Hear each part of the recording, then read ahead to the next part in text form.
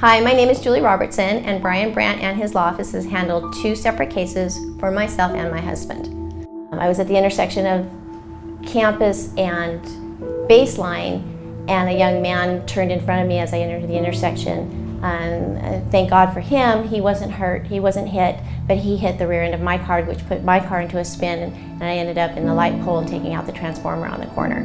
After pursuing the insurance company on my own for in excess of a year, they were not paying my medical bills,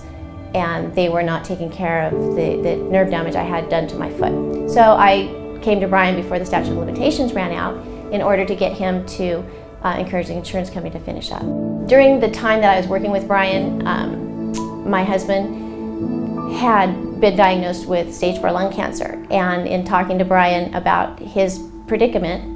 he ascertained that we could have a medical malpractice suit, and so Brian took on that case for me also. In 2009, my husband had been diagnosed with a spot on his lung, which we had taken to a lung specialist, and the lung specialist put him through a series of tests and had ascertained on his own that there was nothing to worry about, and had sent my husband home saying it was just a speck of dust, there was nothing. So a year had gone by, and my husband ended up at the hospital with a brain tumor in 2010, which was a result from a grown tumor, stage 4 lung cancer, which had metastasized to his brain. Before we even finished up the car accident case, he spent hours and hours and hours and so much time working with the medical community and the medical oncologist, and he has so many resources. When the doctor tried to say that he had called me and they had tried to get a hold of us, there was no records on their phone. Brian was able to get all those records, which again is something I can't do, and they were able to ascertain that he was